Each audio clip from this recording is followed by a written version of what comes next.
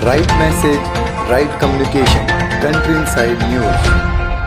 अपने party office में security का जॉब देंगे।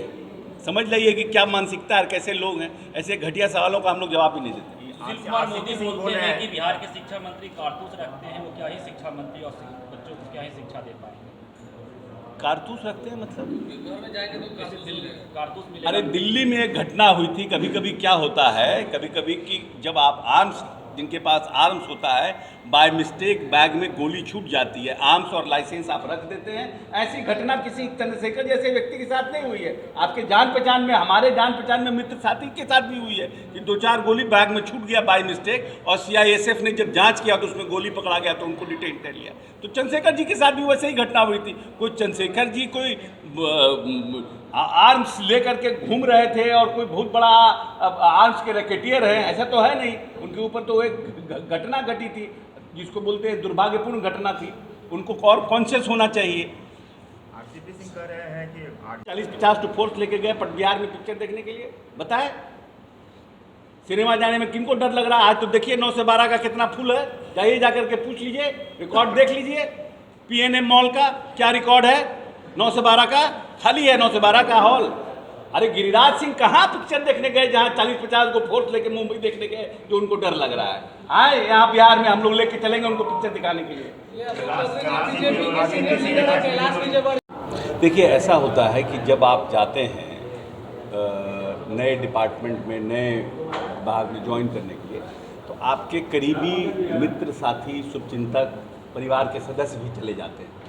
ये हमारे साथ होता रहा है। मैं 5वीं बार मंत्री बना हूँ, लेकिन हमारे साथ भी जब हम ज्वाइन करने गए हैं तो हमारे साथ समर्थक और कोई ना कोई साथ में रहा है, या परिवार का कोई रहा है। क्योंकि हम लोग तो मियाँ बीवी, अग्रीम बेटी हैं, तो पत्नी को और बेटी को तो कहीं लेके जा नहीं सकते हैं। तो परिवार का एक डायरेक्ट कोई नहीं जाता है हमारे साथ, लेकिन हमारे करीबी मित्र, साथी, एमएलए, एमएलसी कोई रो रहे हो। इस बार भी हम ज्वाइन करने गए तो आरजेडी के जो एमएलसी अजय सिंह हैं मुंगेर के, वो हमारे साथ थे।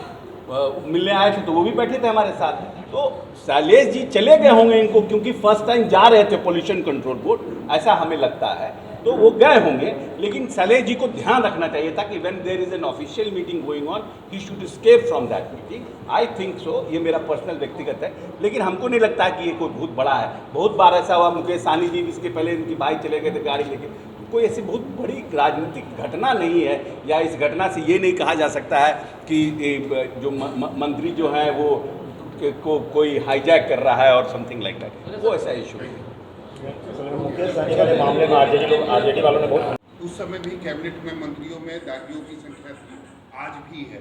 तो आज बीजेपी वाले इतना बवाल क्यों मचा रहे हैं? आप एडीआर का नहीं, जबकि उस समय दागियों की जो मंत्रियों की संख्या थी वो ज्यादा था। वही हम कह रहे हैं ना कि आप रसगुल्ला खाइए तो मीठा, हम रसगुल्ला खाएं तो कहेगा कि खट्टा रसगुल्ला खा रहा है। जब आप पार्लियामेंट के उम्मीदवारों का लिस्ट निकालिए और एडीआर का रिपोर्ट निकालिए कि किसने सबसे दागी उम्मीदवार को, मेंबर ऑफ पार्लियामेंट किस पार्टी के सबसे दागी हैं। दागी दागी तो बोल रहे हैं लोग।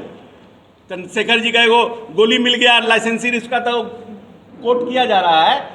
इनसे पूछिए एडीआर की रिपोर्ट में सबसे ज्यादा किसने दागीदार उम्मीदवारों को पार्लियामेंट में खड़ा किया? Who is the number 1 party in this country? चलिए कहा जाए, जिस व्यक्ति को, जिस नीतीश कुमार जैसा व्यक्ति, जिसने उनको पूरी तरह से इस पार्टी में, वो तो ठीक ही कहे ललन सिंह जी ने कल बयान में बहुत अच्छी बात कही कि वो तो स्टाफ थे, वो तो नौकरशाह थे, और नौकरशाह रहते रहते उनको कहा गया, उनकी इच्छा हो गई। क्योंकि नेता के साथ जब रहते हैं और उनका पावर देखते हैं, और पावर देख करके लोगों को अभिलाषा हो जाती है नौकरशाह को कि हम भी कुछ राजनेता हो जाते, हमको भी कुर्ता पजामा पहन करके हम भी ये जो डांट सुनते हैं कि फ़ोन लगाओ, फ़ोन उठाओ, फाइल लाओ, ये वो फलना टिकना, तो हम भी कुछ नेतागिरी करें। तो उन्होंने इच्छा जाहिर की नीतीश जी के सामने कि भाई हमको भी दे दीजिए राजनीति में मौका, और माननीय नेता ने उनको राज्यसभा में मौका दे दिया। सोचे कि इतने पुराने और मेरे विश्वासी आदमी हैं, उनको महामंत्री संगठन बना दिया। महामंत्री संगठन बन गए तो उन्होंने पैरेलल सिस्टम अपना चालू कर दिया।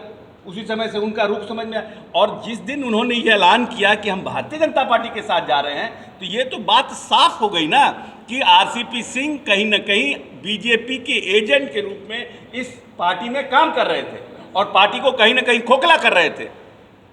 सिर्फ हम आपको एक घटना बताते हैं, बरबीघा विधानसभा में सुदर्शन चुनाव लड़ रहे थे और जिनको राष्ट्रीय स्तर पे किस तरह से कार्यक्रम, किस तरह से राष्ट्रीय नेता बनेंगे? देखिए, हमको राष्ट्रीय कार्यकारिणी के जो एजेंडा है उस पर हमें कोई जानकारी नहीं। हमको लगता है इसका उचित जवाब हमारे राष्ट्रीय अध्यक्ष ही दे पाएंगे, राष्ट्रीय कार्यकारिणी का एजेंडा क्या है।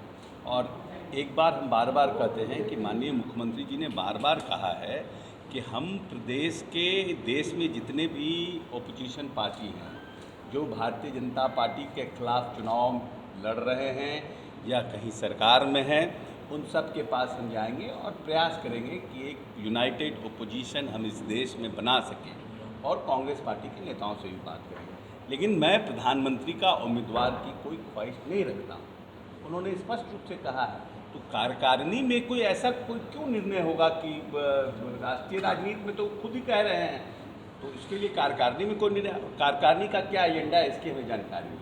अच्छा सर, बिहार में जंगल राज होगा जो कि अपने ही ऑफिशियल उम्मीदवार के खिलाफ में उम्मीदवार खड़ा करके उसको हराने का प्रयास करेगा और वो आदमी 12,000 वोट काट लिया। वहां पर पहला वोट भूमिहार का है, सेकंड वोट कुर्मी का है, और ये कुर्मी जाति से आते थे, डॉक्टर थे, ये लोग खड़ा हो गए वहां पर, 12,000 कुर्मी का वोट काट लिए। किसी तरह से बेचारा सुदर्शन जीता है चुनाव। तो इस तरह से तो एक हम अपनी घटना, जहां पर हम खुद 20-25 वर्ष की राजनीति किए हैं, वहां की घटना बता रहे हैं। पता नहीं कितने कितने जगह इन्होंने इस तरह की घटना की है और हम लोगों को मार्जिनाइज करके नीचे तक लाने का प्रयास किया है। बीजेपी में जाएंगे तो क्या कुर्मी पर असर पड़ेगा? है बीजेपी में शामिल होंगे तो आपने कहा कुर्मी वोट काटते, तो क्या असर पड़ेगा कुर्मी वोट पर? काहे का असर पड़ेगा? उनका कौन पूछता है?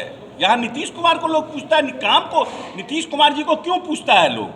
चाहे नीतीश कुमार जी की जो इज्जत है या जो प्रतिष्ठा है इस देश में, चाहे लोग जो उनकी क्रेडिबिलिटी को मानते हैं, क्यों मानते हैं? क्योंकि उनकी सादगी, उनका काम करने का तरीका, उनका बोलने का तरीका, उनकी जो बिहार के डेवलपमेंट के लिए उनका जो एक पैशन है, इसके लिए नहीं इज्जत करता है लोग। आरसीपी सिंह के लिए काहे के लिए इज्जत करेगा? ये कौन वोट दे देगा आरसीपी सिंह? कौन ऐसा काम कर दिए हैं? कोई पूछ लीजिए पूरे प्रदेश के वर्कर को, भर मुँह बढ़िया से बात भी करते थे क्या आरसीपी सिंह प्रदेश के कार्यकर्ताओं से?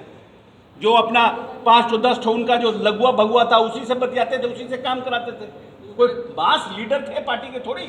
संगठन को मैंने खड़ा किया है, संगठन को जो विस्तार दिया है जेडीयू को मैंने, यही तो गांधी मैदान में दिखा उनका विस्तार। गांधी मैदान में किए बूथ स्तर के कार्यकर्ताओं की बैठक, तो उनका विस्तार दिखा।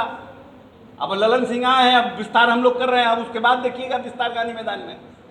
सर एक बात बताइए, प्रश्न है कि भारतीय जनता पार्टी का बीजेपी का आरोप है, ये आप बोली ना कि बीजेपी का आरोप है। आप तो ऐसे प्रश्न पूछ रहे हैं, ऐसा लग रहा है कि ये आपका प्रश्न है, तो फिर हम आपको जवाब देते हैं। लेकिन बीजेपी का आरोप है। देखिए, विपक्ष में जब लोग रहते हैं तो उनका आरोप लगाना, वो क्या करेंगे बैठ करके? अब आपका भी 24 घंटे का पोर्टल है, 24 घंटे का सबका कार्यक्रम होता है, सबका 24 घंटे, सबको न्यूज़ चाहिए, सबको अपना टीआरपी हाई रखना है, टीआरपी को पकड़ के रखना है। तो जब तक कुछ आरोप नहीं लगेगा, कैसे कहते हैं कि हम जंगल राज है? 15 से 17 में ऐसी कौन सी बड़ी घटना हुई जब नीतीश कुमार के नेतृत्व में यहाँ पे सरकार थी? भारतीय जनता पार्टी के लोगों से हम पूछना चाहते हैं कि कोई एक घटना बता दे जो हम 15 से लेके 17 तक, नवंबर से लेके 17 जून तक, जब तक कि हम महागठबंधन में रहे, ऐसी कौन सी बड़ी घटना हुई जिसमें कि ये कहा जाए कि जंगल राज हो गया? और ऐसी कौन सी घटना घटी 17 से लेके 22 तक कि जिसमें ये कहा जाए कि वो घटना 15 और 17 के बीच में, जो 15-17 में घटनाएं छुटपुट होती थी, वो घटना 17 से 22 के बीच में भी हुई है। इसमें जंगल राज आने का, क्योंकि आप एक इम्प्रेशन क्रिएट करना चाहते हैं, एक भय का माहौल बनाना चाहते हैं लोगों के मन में, मस्तिष्क में, कि वापस आ गया। नीतीश एक शब्द है अंग्रेजी में पेटेंट, और सभी दवाई की कंपनियां जो हैं पेटेंट लेने के लिए परेशान हैं। जो आलू उगाता है वो भी चाहता है कि मेरा जो आलू है वो पेटेंट हो जाए। उसी तरह से पॉलिटिक्स में नीतीश कुमार का पेटेंट है law and order and development. Nitish Kumar किसी भी कीमत पर इन दोनों चीज़ों से कॉम्प्रोमाइज़ नहीं करते हैं। और जो लोग ये जंगल राज की बात करते थे, वो सब भूली बिसरी बात है। अब इस प्रदेश में कानून का राज स्थापित है और नीतीश सबके हैं, चाहे वो महादलित हो, चाहे वो अल्पसंख्यक हो, चाहे वो भूमिहार हो, चाहे राजपूत हो, चाहे ब्राह्मण हो, चाहे अति पिछड़ा हो। नीतीश कुमार ने सभी लोगों के लिए काम किया है। इसीलिए इस प्रदेश में न कभी जातीय उन्माद हुआ, इसीलिए इस प्रदेश में न कभी जातीय उन्माद हुआ, न जातीय तनाव हुआ, न प्रदेश में कभी भी हिंदू मुस्लिम की कोई घटना घटी। विकास में बोल रहे हैं कि